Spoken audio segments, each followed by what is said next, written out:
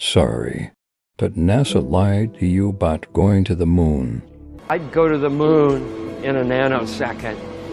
The problem is we don't have the technology to do that anymore. We used to, but we destroyed that technology, and it's a painful process to build it back again. Why has nobody been to the moon in such a long time? That's not an 8-year-old's question. That's my question. I want to know, but I think I know. Because we didn't go there, and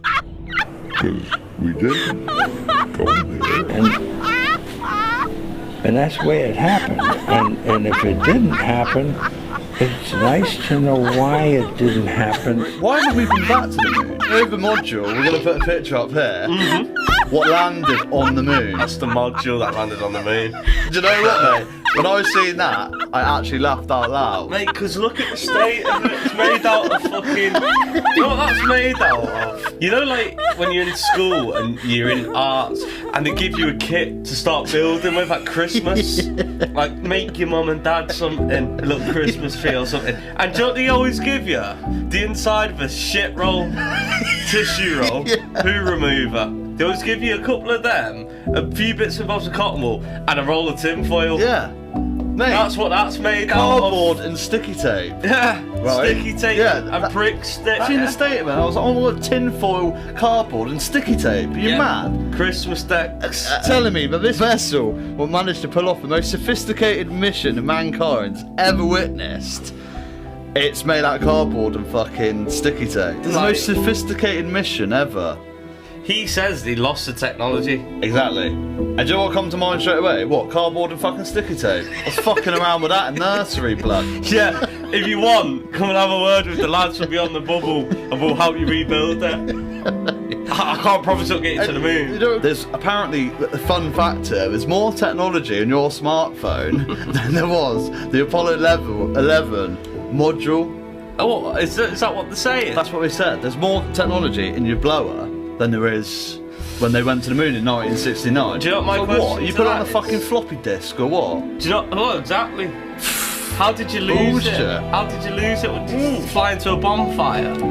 Like, we fancy losing the most sophisticated mission. Do you know what though? What you just said there. If that's the case, and there's more technology in that phone now, how is it you've lost the technology? And shouldn't you be able to build better technology? Well, yeah. And I always bring it back to here, if they got to the moon.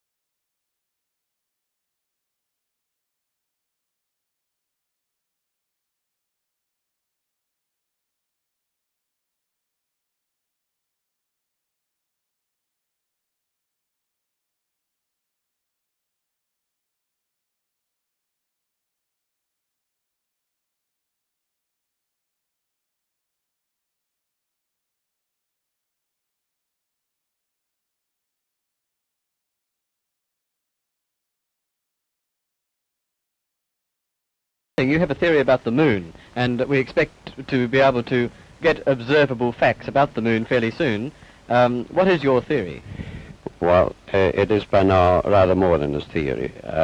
10 or 11 years ago, I stated to various scientists that the moon is not a piece of rock, but it is a plasma phenomenon, cosmic plasma, and that this fact will eventually be confirmed. I made certain predictions which were already confirmed in 1958, and the situation now is coming close to a complete confirmation.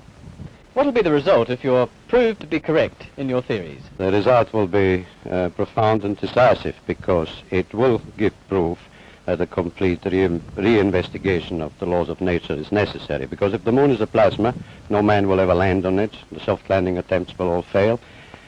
That means that the mass of the moon is less, far less than is currently assumed. It's in a different state of energy, and it has far less mass. That means there is no more explanation for the tides. If the moon, for example, had only a thousandth part of its current mass, then the tides would only be 2 inches high under conventional theories instead of sometimes 14 feet. And that means that if it is proved that the moon is a plasma, then all gravitational theories are out, and a new concept of the cosmos and of its laws has to be evolved. Aren't you being a bit adventurous, though, because you know that we're going to be able to test out your theories on the moon fairly soon? Well, not anymore. 11 years ago, of course, it was rather taking a risk. I was considered a lunatic, of course. But by now, the evidence, accumulated evidence, is already so much in my favor that I'm not taking any risks anymore. On the contrary, there is scientific views expressed all over the world now that the moon seems to be of a quite different nature of what was assumed. But the Americans and Russians are thinking of landing men on it.